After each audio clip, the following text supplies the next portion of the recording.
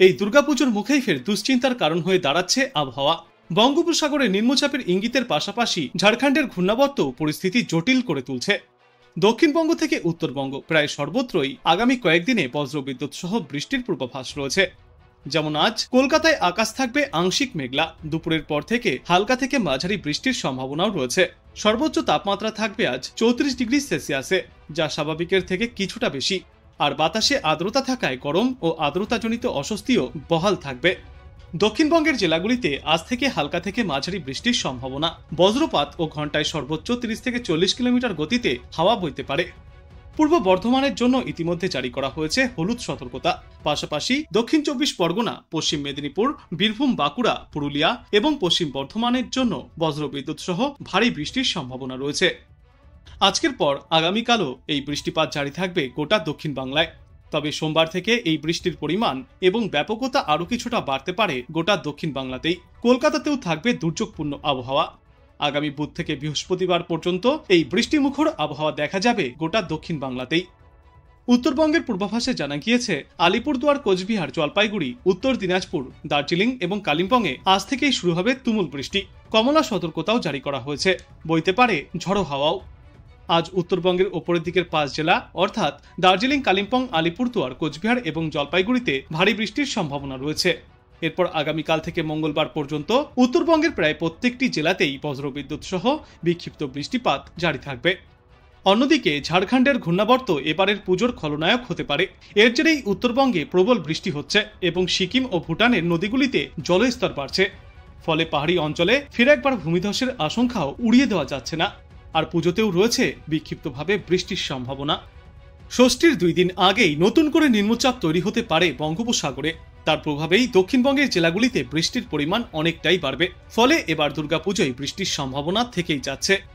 ইতিমধ্যে আবহাওয়া দপ্তর সূত্রে জানা গিয়েছে, আজকের পর আগামীকালও রয়েছে প্রবল বৃষ্টির সম্ভাবনা দুই বাংলায়।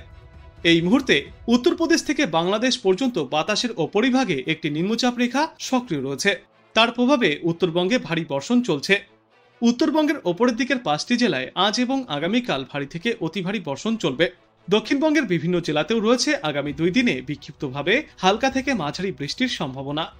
আজ আকাশ মূলত মেঘলা থাকবে। কলকাতা এবং পার্শ্ববর্তী এলাকাগুলিতেও রয়েছে বিক্ষিপ্ত বৃষ্টির সম্ভাবনা। এরপর আগামীকালও এই বৃষ্টির সম্ভাবনা জারি থাকবে গোটা বাংলায়। তবে মোটের ওপর আবহাওয়া থাকবে রৌদ্র উজ্জ্বল। উত্তর আন্দামান সাগরে একটি ঘূর্ণাবর্ত অবস্থান করছে, যা আগামীকাল নাগাদ উত্তর বঙ্গোপসাগরে চলে আসতে পারে। এর প্রভাবে দক্ষিণবঙ্গে বাড়বে বৃষ্টির সম্ভাবনা। 24 তারিখ অর্থাৎ দ্বিতীয়া পর্যন্ত কোথাও ভারী বর্ষণের কোনো সম্ভাবনা নেই। তবে 25শে সেপ্টেম্বর পূর্ব মধ্য বঙ্গোপসাগরে তৈরি হতে পারে একটি নিম্নচাপ, যা 26 তারিখ থেকে 29 তারিখ পর্যন্ত নিম্নচাপ হিসাবে সক্রিয় থাকবে। পরের দিকে তা গভীর নিম্নচাপেও পরিণত হতে পারে। এই সময়ে উপকূল ঘেঁষা জেলাগুলিতে বেশি বৃষ্টি হবে বলেই মনে করা হচ্ছে। আবহাওয়া দপ্তরের তথ্য অনুযায়ী জানা যাচ্ছে যে 26 তারিখ থেকে 29 তারিখ পর্যন্ত অর্থাৎ পঞ্চমী, ষষ্ঠী এবং সপ্তমীতে কলকাতায় মূলত মেঘলা আকাশ থাকবে। সর্বোচ্চ তাপমাত্রা থাকবে 32 ডিগ্রি সেলসিয়াসের আশেপাশে এবং সর্বনিম্ন তাপমাত্রা থাকবে 28 থেকে 29 ডিগ্রি সেলসিয়াসে। এই কয়দিনে কয়েক পশলা হালকা থেকে মাঝারি বৃষ্টিপাতের সম্ভাবনাও থাকছে কোথাও কোথাও। তারপর 30শে সেপ্টেম্বর থেকে 2 অক্টোবর পর্যন্ত অর্থাৎ অষ্টমী, নবমী এবং দশমীর দিন বৃষ্টির সম্ভাবনা আরও কিছুটা বাড়বে। 2 তারিখ তুলনামূলক বেশি বৃষ্টি হওয়ার সম্ভাবনা রয়েছে গোটা দক্ষিণ বাংলায়। অন্যদিকে 26শে সেপ্টেম্বর থেকে 2 অক্টোবর পর্যন্ত উত্তরবঙ্গের জেলাগুলিতেও রয়েছে বিক্ষিপ্তভাবে হালকা থেকে মাঝারি বৃষ্টির সম্ভাবনা। বর্তমানে পূর্ব উত্তরপ্রদেশ এবং সংলগ্ন বিহারের ওপরে একটি ঘূর্ণাবর্ত সক্রিয় আছে। এছাড়াও বঙ্গোপসাগর থেকে প্রচুর পরিমাণে জলীয় বাষ্প স্থলভাগে ঢুকছে, যে কারণে উত্তরবঙ্গের কিছু জেলায় ভারী থেকে অতি ভারী বৃষ্টি চলবে এবং দক্ষিণবঙ্গের কয়েকটি জেলাতে রয়েছে হালকা থেকে মাঝারি বৃষ্টির সম্ভাবনা।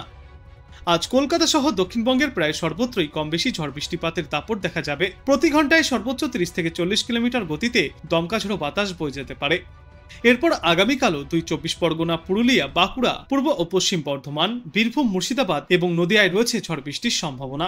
ওই সমস্ত এলাকাগুলির জন্য হলুদ সতর্কতাও জারি করা হয়েছে। এছাড়াও এই শনিবার থেকে আগামী সপ্তাহের মঙ্গলবার পর্যন্ত দক্ষিণবঙ্গের বেশ কয়েকটি অঞ্চলেই বিক্ষিপ্তভাবে ছিটেফোঁটা বৃষ্টিপাত জারি থাকবে। উত্তরবঙ্গেও চলবে ভারী বর্ষণ। উত্তরবঙ্গে আজ দার্জিলিং, জলপাইগুড়ি, কালিম্পং, আলিপুরদুয়ার এবং কোচবিহার জেলায় 7 থেকে 20 সেন্টিমিটার পর্যন্ত বৃষ্টিপাতের সম্ভাবনা রয়েছে। এই 5 জেলার জন্য কমলা সতর্কতা জারি থাকবে। উত্তর দিনাজপুর, দক্ষিণ দিনাজপুর এবং মালদহ জেলাতেও বিক্ষিপ্তভাবে ঝড় বৃষ্টি চলবে। এই সমস্ত জেলাগুলিতেও জারি থাকবে হলুদ সতর্কতা। আজ থেকে আগামী সপ্তাহের সোম থেকে মঙ্গলবার পর্যন্ত জলপাইগুড়ি এবং আলিপুরদুয়ারে টানা ভারী বৃষ্টি চলবে। বাদবাকি জেলাগুলিতেও রয়েছে বিক্ষিপ্ত বৃষ্টির সম্ভাবনা। অর্থাৎ একটানা বৃষ্টির জেরে দুর্যোগপূর্ণ আবহাওয়া জারি থাকবে গোটা উত্তরবঙ্গেই। এদিকে আজ কলকাতা এবং পার্শ্ববর্তী অঞ্চলে আংশিক মেঘলা আকাশ এবং বিক্ষিপ্ত বৃষ্টির সম্ভাবনা রয়েছে। আর বৃষ্টি না হলে আর্দ্রতাজনিত কারণে অস্বস্তি বজায় থাকবে। আজ দিনে সর্বোচ্চ তাপমাত্রা থাকবে 32 থেকে 33 ডিগ্রি সেলসিয়াসে এবং সর্বনিম্ন তাপমাত্রা থাকবে 27 থেকে 28 ডিগ্রি সেলসিয়াসে। আগামী 48 ঘন্টায় পাঞ্জাব এবং হিমাচল থেকে বর্ষা বিদায় নিতে চলেছে। তবে পশ্চিমবঙ্গে লক্ষ্মী পুজোর আগে এই বর্ষা বিদায় নেবে না। লক্ষ্মী পুজোর পর থেকে এই প্রাক বর্ষা বিদায় নিতে পারে। পূর্ব ঝাড়খণ্ডের ঘূর্ণাবর্ত এখনও সক্রিয় রয়েছে। এটি ঝাড়খণ্ড থেকে বাংলার ওপর দিয়ে বাংলাদেশ পর্যন্ত বিস্তৃত। এর প্রভাবে আগামীকাল পর্যন্ত বাংলায় বিক্ষিপ্ত বৃষ্টিপাত জারি থাকবে। দক্ষিণবঙ্গে আজও বজ্রবিদ্যুৎ সহ বৃষ্টির পূর্বাভাস রয়েছে। কলকাতা সহ দক্ষিণবঙ্গের সব জেলাতেই এই বৃষ্টির পূর্বাভাস। বজ্রবিদ্যুৎ সহ হালকা থেকে মাঝারিভাবে এই বৃষ্টির সম্ভাবনা সব থেকে বেশি। সঙ্গে ঘন্টায় 30 থেকে 40 কিলোমিটার গতিতে দমকাঝড়ো বাতাসও বয়ে যাবে। আজকের পর আগামীকাল বৃষ্টির সম্ভাবনা সব থেকে বেশি থাকবে উত্তর ও দক্ষিণ 24 পরগনা, পূর্ব ও পশ্চিম মেদিনীপুর, বীরভূম, মুর্শিদাবাদ, নদিয়া এবং বাঁকুড়া জেলায়। তারপর আগামী পরশুদিন এই বৃষ্টির পরিমাণ এবং ব্যাপকতা কিছুটা কম হবে। তবে ওই দিনও বজ্রবিদ্যুৎ সহ দক্ষিণবঙ্গের প্রায় সর্বত্রই হালকা থেকে মাঝারি বিক্ষিপ্ত বৃষ্টিপাত দেখা যাবে। মহালয়ার দিন পশ্চিমা অঞ্চলের জেলাগুলি এবং গাঙ্গেয় দক্ষিণবঙ্গের 2-3টি জায়গায় হালকা থেকে মাঝারি বৃষ্টির সম্ভাবনা থাকছে। এই সপ্তাহের শেষে অর্থাৎ রবিবার দিন পশ্চিমা অঞ্চলের কয়েকটি জেলা এবং গাঙ্গেয় বঙ্গের 2-3টি জেলায় হালকা থেকে মাঝারি বৃষ্টির পূর্বাভাস থাকছে।